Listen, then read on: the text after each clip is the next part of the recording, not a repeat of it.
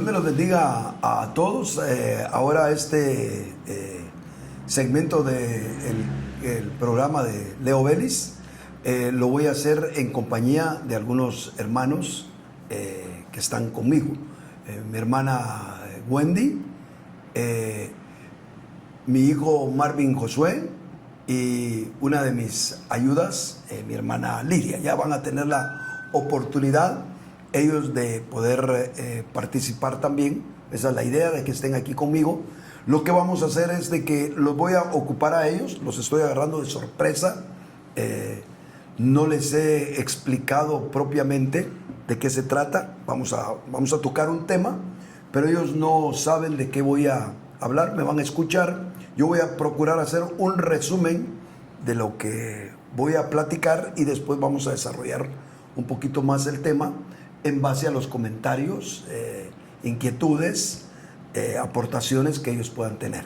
Así que damos gracias al Señor por un programa más, esperando que todos los amantes de la verdad se estén conectando, y por favor les pedimos que se recuerden siempre de dar un like, no solamente por ustedes, sino también por muchas personas más que con un like de ustedes pueden tener la oportunidad, otras personas, de escuchar tal vez una voz de esperanza para sus vidas, y por qué no decirlo también para contribuir en el progreso del Evangelio tal y como el Señor lo ha diseñado para su iglesia.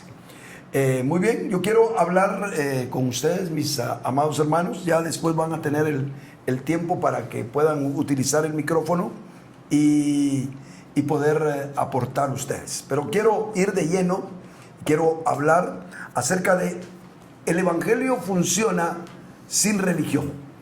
Yo sé que muchas veces hemos hablado al respecto, tal vez ha sido un tema pivote en este canal de Leo Vélez, pero creo que hay demasiadas cosas todavía por hablar con respecto a esto. El Evangelio funciona sin religión.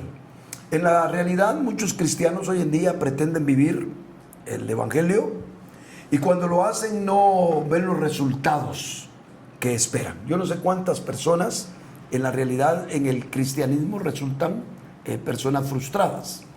Eran fracasados en el mundo y frustrados como cristianos, porque al encontrarse con el Señor, y obviamente no evadiendo al Señor, porque se encontraron genuinamente con Él, o sea, se convirtieron de veras, encontraron la luz del Evangelio, aceptaron a Cristo, fueron renovados, fueron engendrados como hijos legítimos del Señor.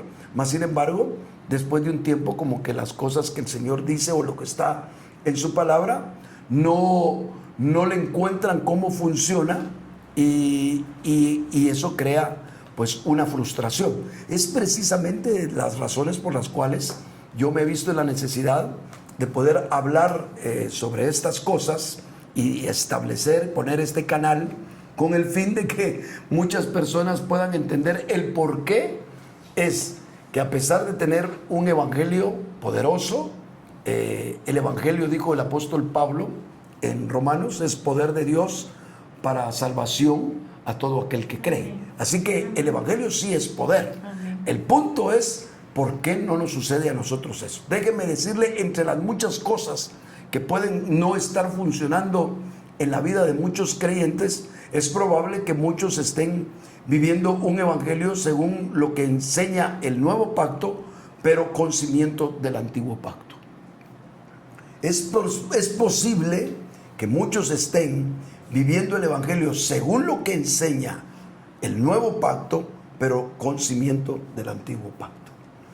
Cuando nosotros analizamos esto, y eso es lo que vamos a tratar de dilucidar en esta oportunidad, teniendo acá a dos hermanos que también el Señor los usa en la palabra, bueno, tres hermanos que también el Señor los usa en la palabra, porque mi hermana Lidia se está dedicando al evangelismo y también a la edificación de las iglesias, pero es parte de mi equipo. Así que los dos invitados oficiales que tengo son hermanos que ya tienen un recorrido en la palabra, y quiero escucharles a ellos opinar al respecto.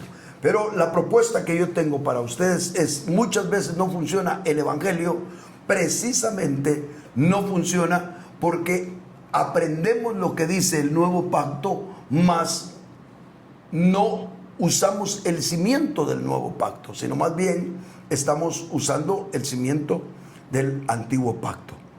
Creo que muchos se equivocan en relación a esto, porque ven, no ven en la Biblia la diferencia sustancial que hay entre el Antiguo Testamento y el Nuevo Testamento. La gente piensa que en contenido espiritual es una sola cosa, el Antiguo y el Nuevo Testamento, y piensan que lo que cambia nada más son las regulaciones, los mandamientos, el tipo de cosas que el Señor ordena en el Antiguo Testamento y ordena en el Nuevo Testamento. Espero estarme dando a entender. Esa es la concepción que muchos cristianos tienen. Es decir, en el Antiguo Testamento el Señor le pidió a un pueblo llamado Israel ciertas cosas, pues que evidentemente ya no nos va a pedir a nosotros, como por ejemplo estar sacrificando corderos, estar guardando los días sábados, etcétera. Entonces nosotros decimos, no, cambiaron las cosas, ahora nosotros debemos de hacer esto, y todo basado en lo que dice el Nuevo Testamento. Entonces decimos nosotros, si aplicamos todo lo que dice el Nuevo Testamento, nos va a funcionar el Evangelio. Nos estamos equivocando estrepitosamente. ¿Por qué? Porque en la realidad no solamente debemos de creer, debemos de vivir según lo que dice el Evangelio en el Nuevo Testamento, sino debemos de poner el cimiento del Nuevo Testamento.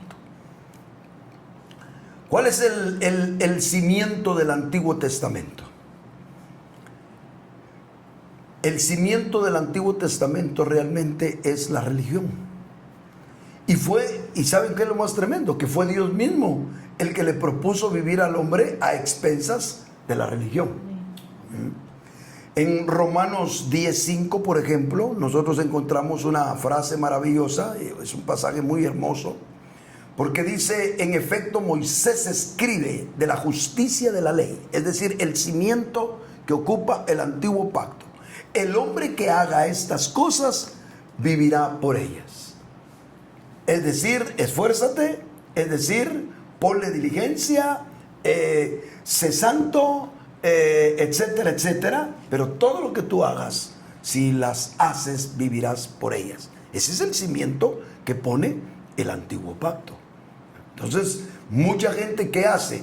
Viene y al estar en el nuevo pacto dice, bueno, ahora lo que yo tengo que ver es qué me dice Pablo, qué me dice el Señor, y yo voy a procurar hacerlo y vivir por ello. Y cometen un gravísimo error porque están poniendo el mismísimo cimiento del Antiguo Testamento en el Nuevo Testamento.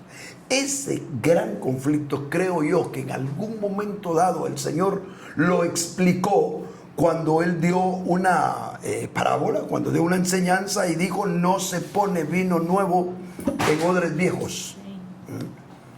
Porque si se hace así, el vino nuevo rompe los odres viejos y se desperdicia. Sino más bien se pone vino nuevo en odres nuevos. Es decir, debe de cambiar lo que se dice, pero también el cimiento sobre lo que se dice. Cuando los cristianos echan mano de lo de Dios, de aquello que dice en el nuevo pacto, pero pretenden vivir con cimiento del antiguo pacto, convierten el evangelio del Señor en lo que yo le llamaría la religión cristiana. Si nosotros venimos y aplicamos o tratamos de cumplir todo lo que dice el Nuevo Testamento con el mismo cimiento que el Señor invitó a los hijos de Israel a procurar cumplir para encontrar justicia en Dios, entonces convertimos el evangelio en lo que podríamos llamar religión cristiana. Ahora, ¿cómo podríamos nosotros entonces, como yo les dije que lo que voy a hacer nada más es un breve resumen, cómo podríamos entonces nosotros vivir el evangelio sin el cimiento del Antiguo Testamento? Es decir, sin convertir mi vida cristiana en religión cristiana. Porque que se cambien los conceptos, que se cambien los mandatos, que se cambie lo que se dice, pero no el cimiento de donde yo saco la energía para cumplir lo de Dios. Entonces, yo no estoy haciendo nada. Solo le cambié vestimenta al muñeco, pero el muñeco sigue siendo el mismo. Y eso es el error increíble, y lo voy a tratar, voy a dejar, lo estoy dejando hasta de manera no tan clara, para que a través de las cosas que ustedes quieran comentar, le podamos dar claridad a este asunto. Déjenme poner cómo debería entonces ser el proceder en el Nuevo Testamento. Para esto, yo quiero ocupar un pasaje que me pareció hermoso, y de hecho es uno de los 3 pasajes que encuentro en el Nuevo Testamento que hablan acerca de la religión. Espero en Dios que en otros programas pueda abordar un poco más sobre la religión bajo el otro enfoque que dan los otros 2 pasajes. Y ojalá ustedes también, ustedes 3, me acompañen para poder dilucidar este asunto. Miremos Santiago, capítulo 1, versículos 26 y 27.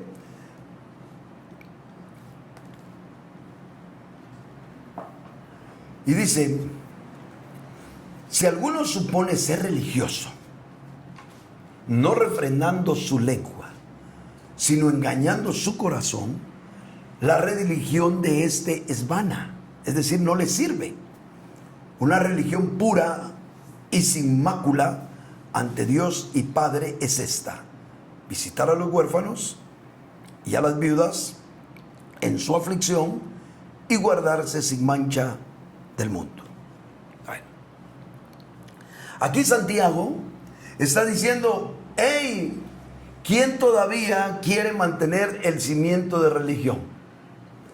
No está refiriéndose, por favor, no vamos a hablar de la religión pensando en ídolos, imágenes o maneras cúlticas de hacer las cosas. No estoy hablando de ningún tipo de religión en lo particular. Estoy hablando del cimiento de religión, hablando desde el punto de vista universal que muchos de nosotros podemos ocupar para pretender vivir la vida cristiana. A eso, aquel que se cree religioso o que está viviendo como religioso, le advierte Santiago que debe, para empezar, tener un dominio perfecto de su lengua. Ya me quisiera yo averiguar quién tiene esa grandeza espiritual de saber refrenar su lengua.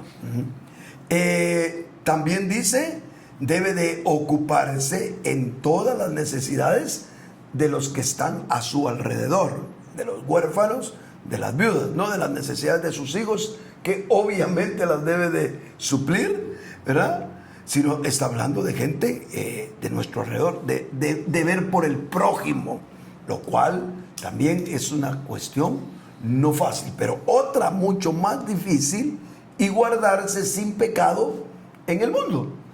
Bueno, entonces Juan está diciendo: el que pretende vivir el evangelio poniendo como cimiento su propia fuerza, es decir, su manera religiosa de obrar al estilo del Antiguo Testamento, lo que le va a pasar es que quiero ver si logra obtener un fruto, porque la lengua, el darle a los demás, el ocuparse de las necesidades de otros y el sofrenar la carne para no vivir en el pecado, en ningún tipo de pecado, es lo que debería de alcanzar aquel que pretende ser un religioso.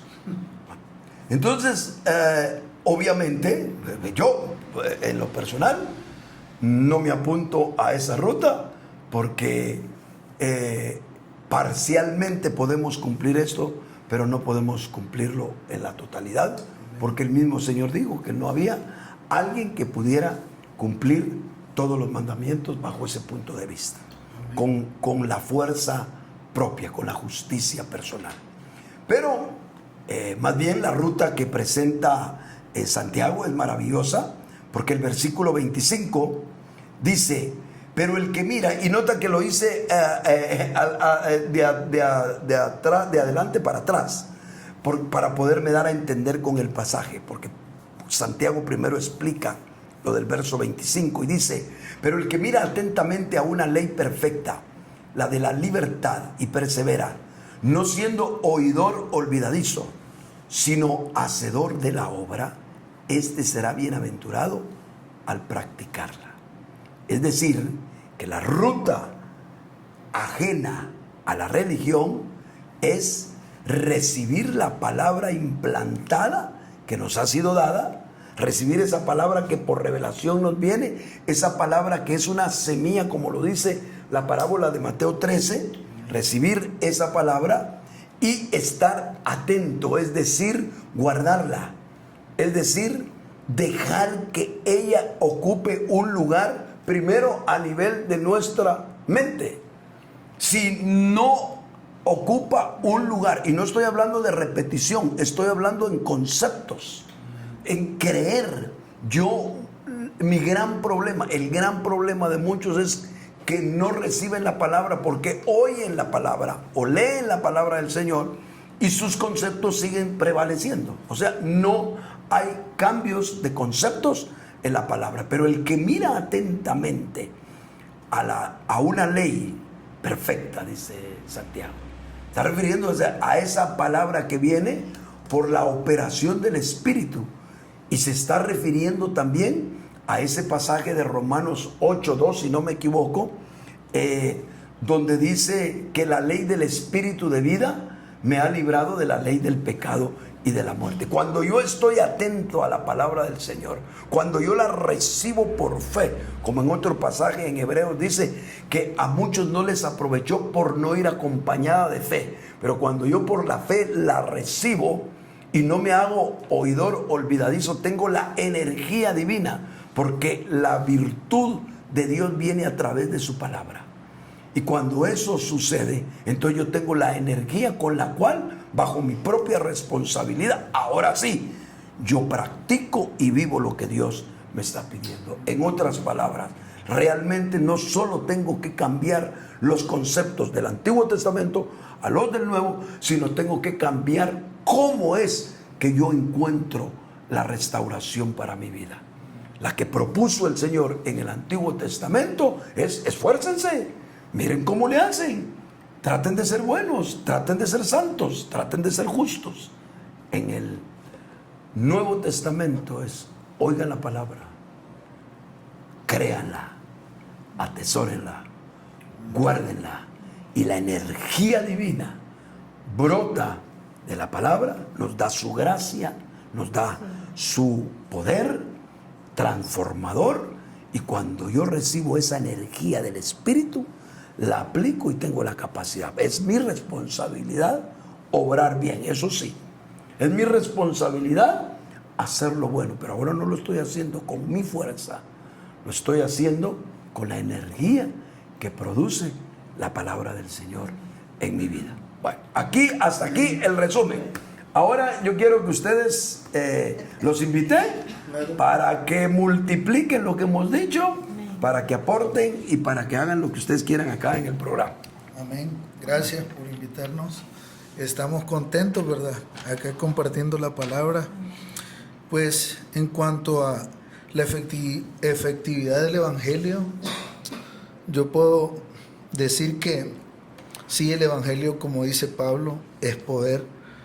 Nosotros nos sentimos muchas veces debilitados o no nos sentimos tan antagónicos a lo que el Señor nos da en su palabra, y creo que hay un pasaje que dice: si buscando ser justificados en Cristo, también nosotros somos hallados pecadores, es por eso Cristo ministro de pecado en ninguna manera.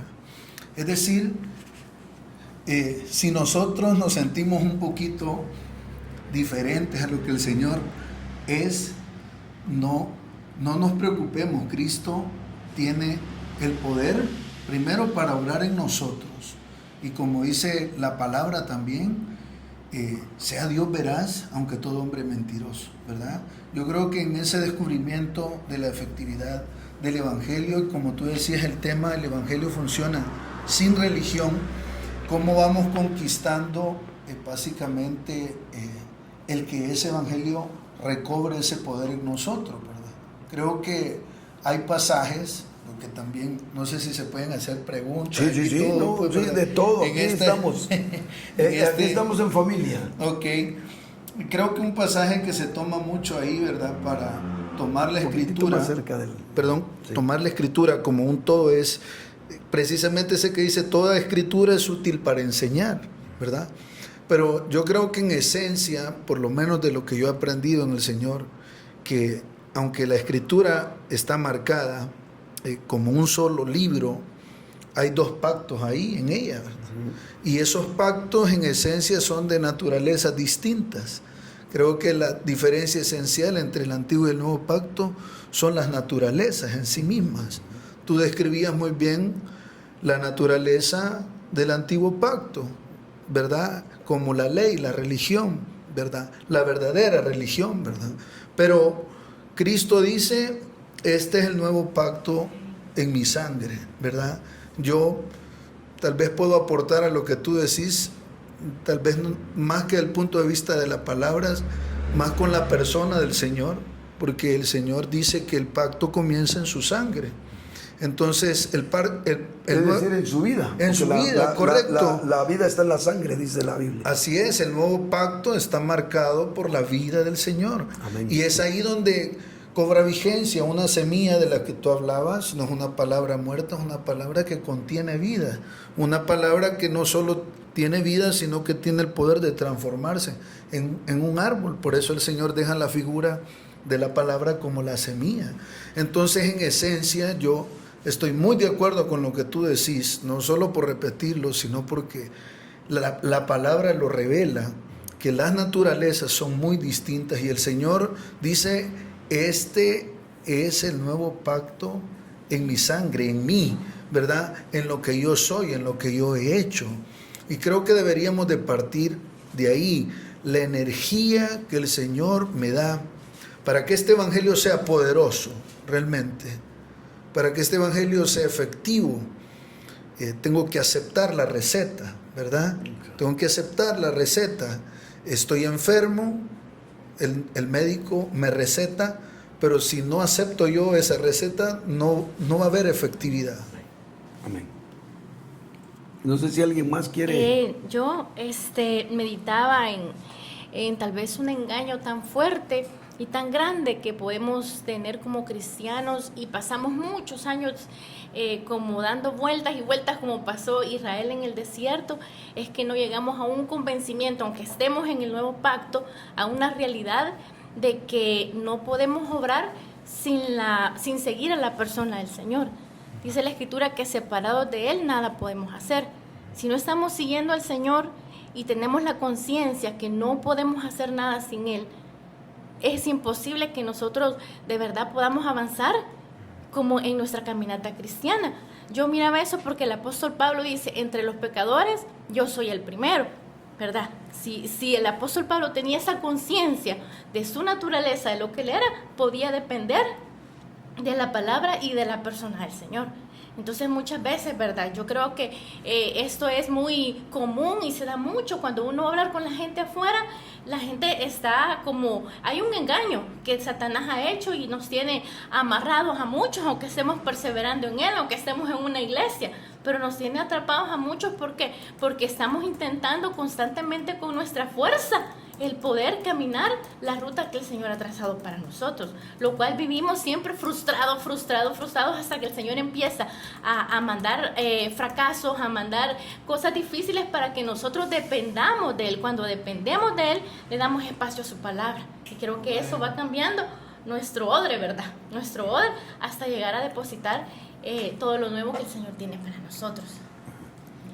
Sí, con toda confianza, hermana. Sí, bueno, antes que nada, gracias por invitarnos, ¿verdad? Sí ha sido tan sorpresa, pero no deja de ser una bendición. Sí, amén. ¿Verdad? El poder siempre tocar temas con nuestro hermano y ser bendecidos. Yo en lo personal, bueno, este es un tema súper amplio, lo que usted acaba de... hay diferentes lados de cómo ver este diamante, pero una de las seducciones más grandes que tenemos como hijos de Dios es precisamente echar mano de nuestras fuerzas para vivir este evangelio, que es uno de los cimientos de la religión, ¿verdad? Lo que usted nos hablaba. Y cuántos no me van a dejar mentir, los que nos están escuchando, se oye mucho en medio del pueblo del Señor, ¿verdad? Y dice que es cristiano. Empiezan a medir por el obrar.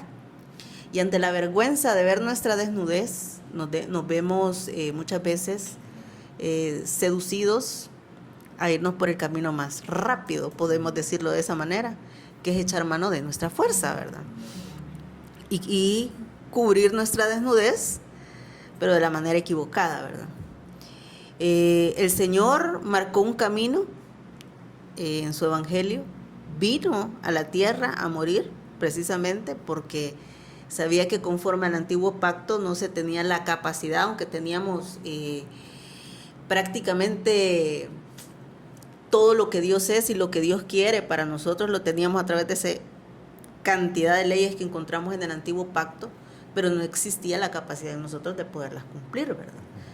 Pero a raíz de que el Señor Jesucristo vino a esta tierra, solamente su sacrificio, su obra a favor nuestro ya nos muestra que hay un camino diferente. ¿Por qué? Porque Él vino no a llenarnos nada más de una energía externa para que nosotros pudiéramos vivir este evangelio, sino que ¿qué hizo Él?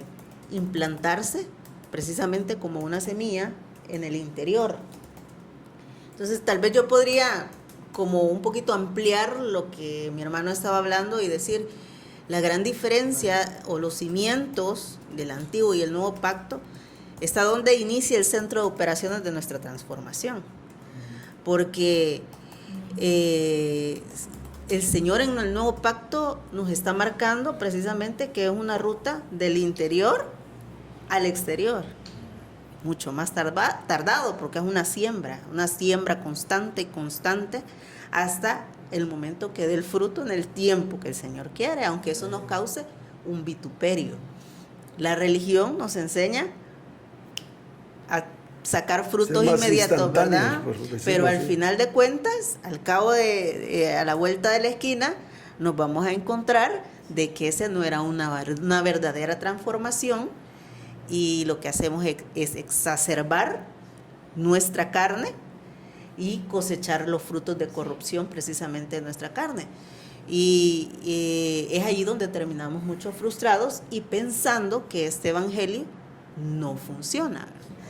Pienso yo que sí es una de las herramientas o engaños más sutiles de Satanás, cambiar nuestra atención de donde realmente debe de estar, nuestro interior. O sea, ahí está la base de operaciones del Señor para nuestra vida, ¿verdad? Y Satanás desvía nuestra atención a lo externo para que nosotros al final terminemos frustrados y alejados del Señor. Pero eso como en una primera, tal vez, opinión, pero veía yo eso bien claro de todo lo que usted estaba compartiendo y me recordaba de tantas cosas que nos ha hablado de esto, ¿verdad? El hombre tiene como principio de su vida natural, aquí tengo yo el mío, sí. El hombre tiene como principio de su vida natural caída, hacerlo de Dios sin Dios. Nosotros somos como aquel niño, yo me recuerdo cuando Marvin estaba bien pequeñito, procuraba hacer en la casa, si yo tenía que mover un mueble, él quería ayudar, ¿verdad? Evidentemente no podía, ¿verdad? Pero él quería sentir que lo estaba haciendo, ¿verdad? A veces uno como papá, para que se sienta feliz el niño, agarra uno la gran carga y ahí va el niño solo poniendo las manitas y pensando que lo está haciendo. Sí. Tenemos una actitud natural por la caída del ser humano. Esa fue precisamente la caída del hombre. O sea, la caída del hombre, si nosotros la podemos resumir, es religión. O sea, él se enamoró de la religión. Y quiero por favor repetir, la religión, no estoy hablando de las religiones, por favor no me vayan a malinterpretar, porque no sé por qué razón también muchos cristianos y de corte evangélico piensan que porque no tienen alguna imagen en su casa, no se visten en ciertas épocas del año de tal o cual forma, entonces yo no soy religioso. Eso no es nada, pues perdónenme ustedes, pero de eso no estoy hablando yo. Yo no estoy hablando de alguna religión en particular, no piensan que estoy utilizando este canal para hablar de alguna religión en lo particular. Dios me libre de eso. Estoy hablando de lo religioso que es el ser humano, ¿verdad? Y el hombre en su caída, el hombre no cayó por causa de la bebida, no cayó por causa de las mujeres, no cayó por la inmoralidad. El hombre cayó por ser religioso. De manera que cuando Adán cayó se convirtió literalmente en un hombre religioso. ¿Por qué? Porque el hombre estaba intentando ser como Dios sin valerse de Dios. Porque si quería ser como Dios, tan sencillo que era comer. Dice la solución más grande para el hombre en asuntos de transformación, que era comer. Si comía el árbol de la vida, ¿qué le pasaba? Iba a ser como Dios, ahí sí. Pero no quiso el árbol de la vida como la propuesta divina, sino que tomó el árbol del conocimiento del bien y del mal para pretender ser como Dios. Entonces, toda persona que pretende alcanzar la semejanza de Dios, pretende alcanzar la medida que el Señor nos ha pedido, de su propia cuenta, es un religioso. Ahora, en el Antiguo Testamento, para recapitular, el Señor se lo propuso a Israel. Lo que muchos no se dan cuenta, que la propuesta de Dios a Israel era precisamente para que se dieran cuenta que no podían, por Dios santo. Eso es lo que explica Pablo en la carta a los Gálatas, ¿verdad? Mostrando Pablo que lo que quería el Señor a través de la ley era encerrar a todos bajo pecado, para que todos gritaran por la solución divina, que precisamente era una vez más comerse a ese Cristo bendito como el pan de vida. Entonces, eso era lo que Dios pretendía para los, pero no se pudo. Entonces, no pudo el hombre caído siempre está buscando eso. Si nosotros comprendemos ese detalle, entonces vamos a seguir anhelando ser como el Señor. Vamos a buscar en el nuevo pacto la manera, las demandas que Dios pide, pero vamos a rogar al Señor que el Espíritu de vida en Cristo Jesús nos dé la energía para que, aplicando esa energía con mi responsabilidad y yo diciéndole no a lo que Dios no quiere, yo pueda encontrar esa manera, esa dimensión que Dios quiere para mi vida. Entonces, eso es vivir el Evangelio sin religión. Sí. Tal vez ahí es donde perdemos mucho el equilibrio, ¿verdad? Porque entonces decimos, ya nada es sin aplicar mis fuerzas, y entonces ahora no tengo que hacer nada. Sí. Solo tendríamos que decir una cosa. Una cosa es, aplico mi responsabilidad con la fuerza que el Señor me da. ¿Verdad? No es a Dios rogando con el mazo dando, como dicen algunos, ¿verdad? No es asunto de Dios hace un poquito, yo hago otro poquito. Esa es otra imagen que otros tienen. No, es Dios haciéndolo. Pero en la realidad es yo haciéndolo con la energía que Dios me da, ¿verdad? ¿De dónde nace eso? De su palabra, ¿verdad? En cambio, en el Antiguo Testamento, la palabra que el Señor les dio no la energizó Dios, porque el mandamiento era justo, santo y bueno, pero no poderoso para dar vida. Y eso lo dice Pablo precisamente en Romanos 7. Entonces, la iglesia o el evangelio funciona sin religión. Pero como nosotros empezamos a atender muchas cosas del Nuevo Testamento y nos olvidamos que no solamente hay que cambiar las formas, hay que cambiar los mandatos, hay que cambiar también el cimiento. ¿En qué te paras? Amén. Sí, pues recordando, ¿verdad? Frases y dichos, entre esos dichos que tanto escuchamos, todas las religiones llevan hacia Dios.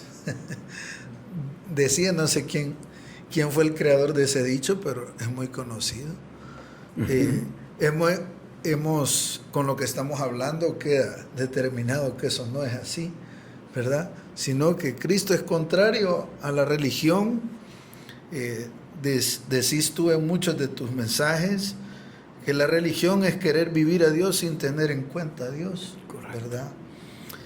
Dice otro siervo del Señor, el que no disfruta a Cristo y busca de Dios solo es un religioso, porque tampoco está tomando en cuenta a la persona del Señor, ¿verdad? Yo creo que esa es una gran enseñanza y tal vez como una pregunta que me nace aquí, porque Leo Vélez nos ha agarrado así un poquito a quemarropa, ¿verdad? Pero está bien, estamos contentos, ¿verdad?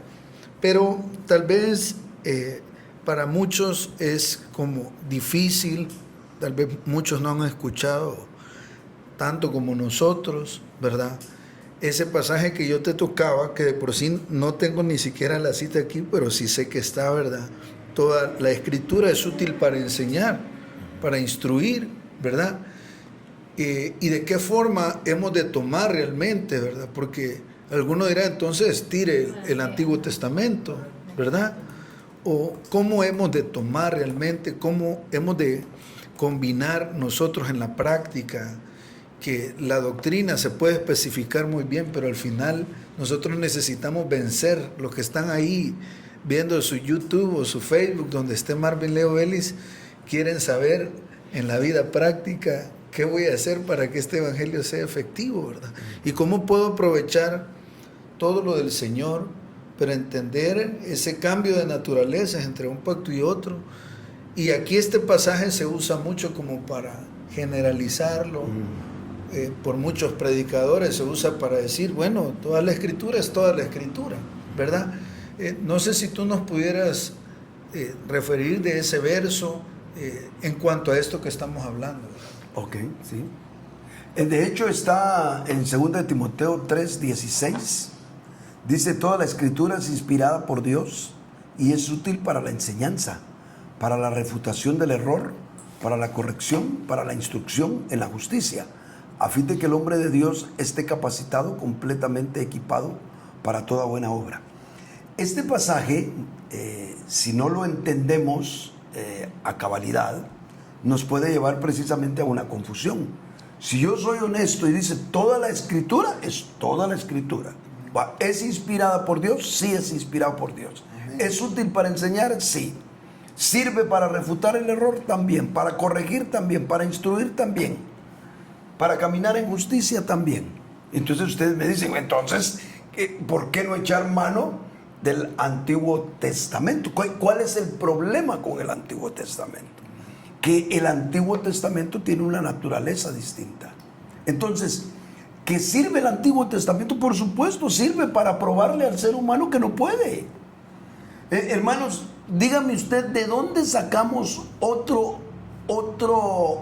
linaje tan apartado como un judío en aquellos tiempos? No estamos hablando de los judíos de hoy, estamos hablando de los judíos criados en la verdadera ley de Moisés, aquellos que morían apedreados, los que se les pasaba la mano, aquellos que por una mujer que violaban podían morir.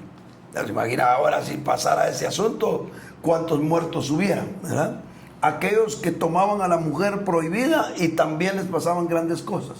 O sea, es esa gente que vivió desde que nació, fue entregada a la ley del Señor y criada en la más estricta forma de vida, no solo religiosa, sino que política también. Porque todo, para ellos toda la nación tenía que ver con Dios, ¿verdad? El rey tenía que ver con Dios, el sacerdote tenía que ver con Dios. Una nación piadosa bajo ese punto de vista. Y de ellos ni uno solo alcanzó la justicia en Dios. Entonces, ¿qué nos está enseñando a nosotros? Sí, me está enseñando a mí todo el antiguo pacto, que no es posible encontrar la justicia en Dios. Es una terquedad de nosotros, los creyentes, pretender precisamente encontrar justicia en Dios con el mismo cimiento. Ahora, lo que no pudieron hacer los que genéticamente venían preparados para estar con Dios, los que genéticamente los llevaban 5, 6, 7 veces a las fiestas, los que guardaban estrictamente el sábado, los que no comían carne contaminada, a la par de nosotros, con toda la genética trastocada que traemos de nuestros padres, ustedes. Entonces, es ilógico, ¿entiendes? O sea, sí me está diciendo a mí, ¿verdad? Y todos los que encuentro yo en el Antiguo Testamento, hombres maravillosos como David, encontraron a Dios a través de la gracia y de la justicia que Dios les atribuyó.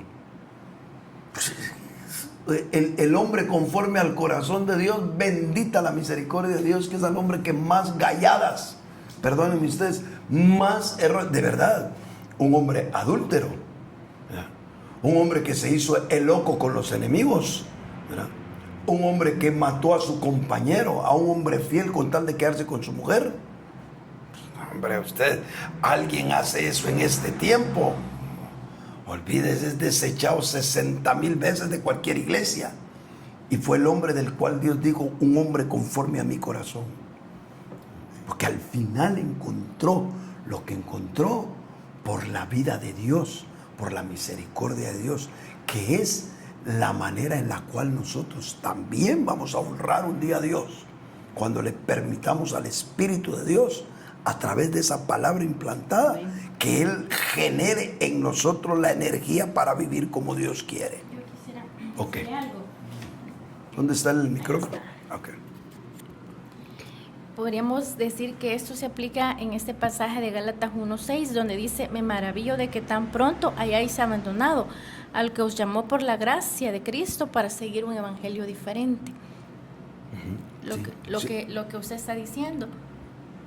Ellos, digamos, la carta a los Gálatas es la exhortación de Pablo a que recompongan su camino un grupo de iglesias, porque Galacia era una región donde estaban varias iglesias, Iconio, Listra y otras más, a las que habían sido visitadas por judaizantes, por cristianos que no se desprendían de la ley y decían: sí, el evangelio lo puedes recibir, pero debes de guardar la ley, debes de aplicar tu justicia propia para encontrar gracia, para encontrar aprobación con Dios.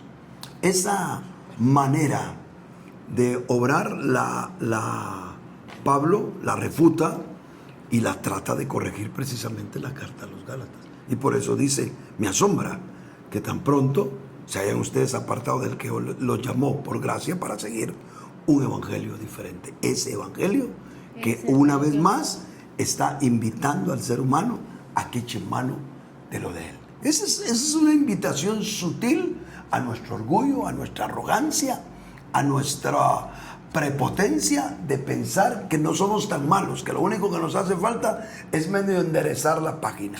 En el fondo, los cristianos que no encuentran la justicia, con los que no se encuentran con el evangelio como el que el Señor quiere, los cristianos que toman el evangelio con cimiento de religión, en el fondo les pesa reconocer la miseria de vida que son delante de los ojos de Dios. No nos pongamos a comparar con otros, porque a veces el mal de muchos es el consuelo de los tontos. Por supuesto, yo le aseguro que si yo me pongo a pensar, habrán un montón de gente que me puede pasar en mi cabeza que viven una vida miserable, peor que la que yo vivo. Yo no me estoy comparando con ellos. Dios no me manda a ellos, y el que me va a juzgar es Dios, y Él es 3 veces santo. Yo tengo que reconocer lo que yo soy ante Dios, mi incapacidad, que ni siquiera se basa en lo malo que haga, sino en la capacidad que tengo para hacer lo malo. Porque muchas veces lo único que hacemos nosotros es cuidarnos de no ser vistos de los demás, muchas veces, y en todo caso ser abstemios, ¿verdad?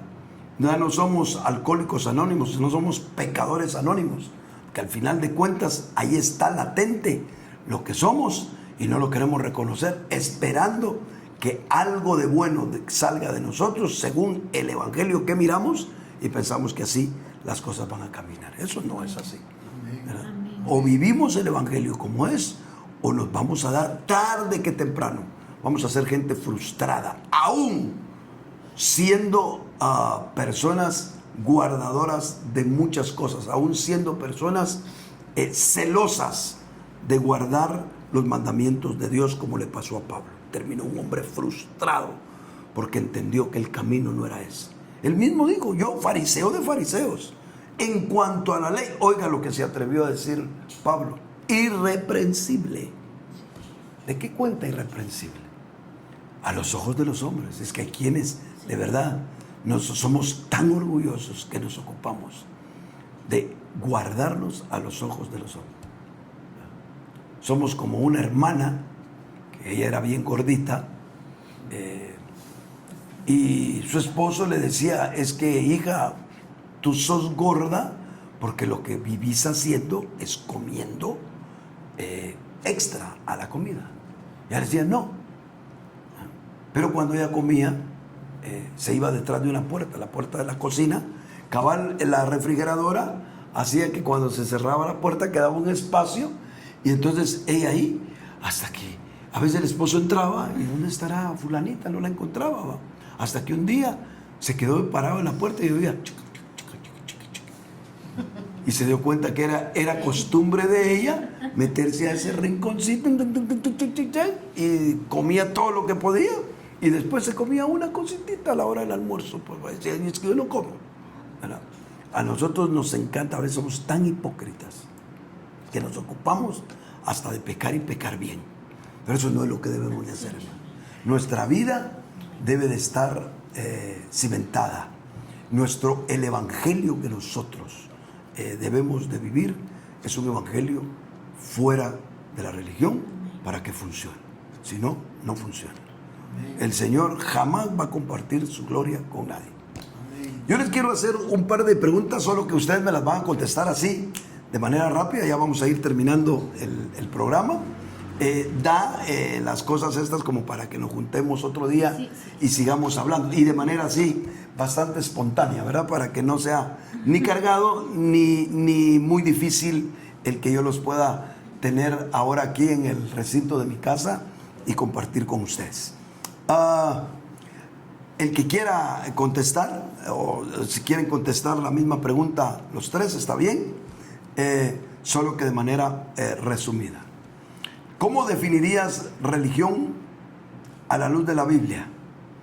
¿Y cómo se diferencia del Evangelio? ¿Qué dirían cada uno de ustedes, o solo uno de ustedes? Como quieran, pero más de alguno que me responda. Vuelvo a hacerla. ¿Cómo definirías religión a la luz de la Biblia? ¿Y cómo se diferencia del Evangelio? La definición, digamos, la definición de religión es querer obtener lo de Dios con base a nuestra fuerza humana. Ok. Eso sería. Ok. ¿Y cómo se diferencia del Evangelio? Si querés, dejas ahí la mitad de la pregunta, y si alguien más la quiere responder. ¿Y cómo se diferencia del Evangelio? ¿Qué realmente hace que el Evangelio sea distinto a la religión? Hemos dicho mucho, por supuesto, pero usted tiene la libertad de decir algo. Ajá.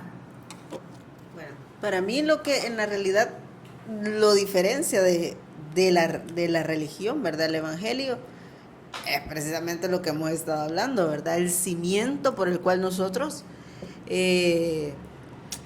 con el cual obramos, ¿verdad? Para mí la gran diferencia es la naturaleza y la esencia con la que nosotros al final vivimos esta ruta en el Señor. Porque una se trata de una convivencia, de una comunión con Dios, de echar mano de lo de Dios, de la virtud divina de Dios a través de la palabra, de su comunión, de la convivencia con los hermanos. Y la otra, precisamente, puede vivir usted una vida aislada, usted muy individual, separado de Dios, solamente a través de una apariencia, pues, ¿verdad? Pienso yo. Pues sí, hay muchas formas de decirlo, ¿verdad? Y es interesante las preguntas, estas dos preguntas, ¿cómo se diferencia la religión del Evangelio?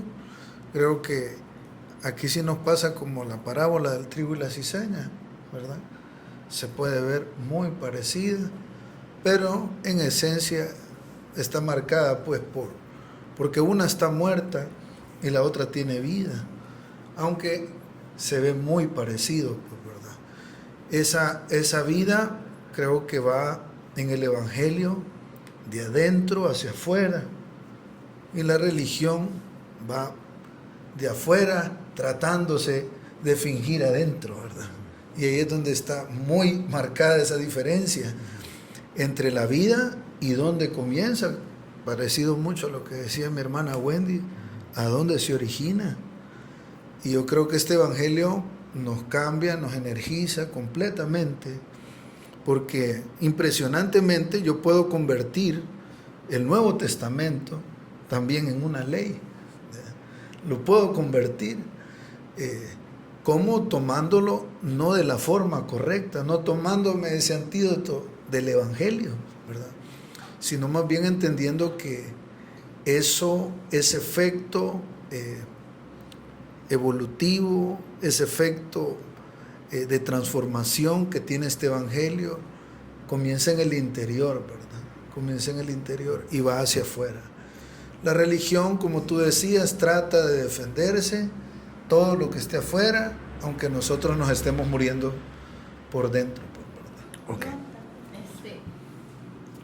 Tal vez para resumir, ¿verdad? O dar un punto de vista es, la diferencia es lo que tuvo que hacer el hombre en el huerto, comer a Cristo. Comer al Señor, para mí es la diferencia realmente de lo que es la religión con el Evangelio que hoy vivimos. Exacto. El uno tiene que ver con procurar hacer, el otro tiene que se refiere a procurar comer. Ahí está la gran diferencia. A ver, así breve, pero breve. A ver, ¿qué opinión o qué podrían decir cada uno de ustedes? Ahí sí va para los tres. Diga un pequeño pensamiento cada uno de ustedes. Estamos en lo correcto si decimos que el Evangelio se puede convertir en religión cristiana. ¿Y a qué nos referimos con eso? Piénsenlo y me dicen, pero muy breve, su pensamiento. ¿Es correcto? ¿No es correcto? ¿Qué estamos queriendo decir cuando hablamos de religión cristiana? ¿Qué piensa cada? Lo que se le venga. Yo pienso que puede ser correcto en un momento dado decirlo, porque se puede convertir en una religión si dejamos de seguir al Señor, de buscar al Señor como se debe, de que el fundamento sea la gracia y la persona del Señor. Sí se puede convertir en una religión, pues yo eso pienso. Okay. A ver, ahora sí pasamos aquí aunque digan solo amén. Sí, no, lo que yo pienso, ¿verdad? Que sí podemos decir que se puede convertir en una religión cristiana nuestro caminar en el Señor cuando lo convertimos en una costumbre, en una tradición, en un conjunto de prácticas separadas de la vida de Cristo, ¿verdad? Sí, esta pregunta está amén. Creo que sí, ¿verdad? Cuando hacemos a nuestra propia opinión, queremos seguir al Señor de nuestra propia cuenta, de nuestra propia manera, como han dicho ustedes, de nuestra propia fuerza también, ¿verdad? Convertimos el Evangelio del Señor, el genuino Evangelio, que comienza ahí en comerlo a Él, ¿verdad? En estar con Él, con querer, y como decía también Wendy, solo tener una práctica cristiana, ¿verdad? Y creo que ahí nos quedamos, tal vez me gusta más verlo con figuritas. Si tengo un regalo, ese regalo normalmente está empacado, ¿verdad? Tiene un empaque muy bonito, pues me quedo con el empaque y no disfruto el verdadero regalo, ¿verdad? Tendemos a desviarnos cuando perdemos nuestra visión, puestos los ojos en Jesús, decía el escritor, ¿verdad? Es porque el llamado es porque nos desviamos a nuestra visión. O sea, cuando desvío mi visión del Señor, me quedan las cosas de Él, pero no me queda Él. Y cuando me queda solo lo que Él da, pero no está Él, creo que ahí está la religión cristiana. O sea, todo se trata de Él, pero Él no está. Y eso, hay una gran diferencia, ¿verdad? Hay una gran diferencia. Yo tal vez otro ejemplo que me ayuda mucho a comprenderlo es, me acuerdo de mi abuelo, las primeras 2 veces que fui a su casa, ya no estando él, pues la casa solo fue una casa, ¿verdad? Pero cuando estaba él, era el hogar de mi abuelo, era muy diferente, cómo se sentía, cómo se percibía, cómo se vivía.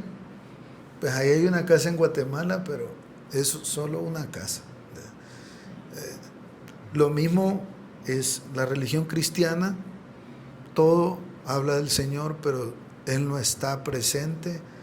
Entonces me quedó el empaque, pero no el regalo. Perdón que no fue resumido. Bueno, terminamos con un pensamiento. El error indiscutiblemente es pretender vivir el Evangelio con religión. Pero el que vive el Evangelio sin religión puede cometer un error básico: pensar que no debe de hacer nada. Jamás Dios le quita la responsabilidad y el libre albedrío a sus hijos. Es decir, el Señor, en la gracia, vivir el Evangelio fuera de religión implica recibir la energía de Dios para que Él me habilite, pero yo ser el responsable de obrar según la habilitación espiritual que el Señor me da. Amén. Dios me los bendiga y espero que ustedes estén en sintonía de este canal, y en el nombre del Señor vamos a estar haciendo pláticas más o menos como esta, que yo creo que están muy amenas. Esta primera de esta segunda temporada resultó muy amena, y creo yo que va a ser la manera más viable para hacer todo lo que estamos en nuestro corazón deseando hacer. Dios me los bendiga y recuérdese de dar siempre un like.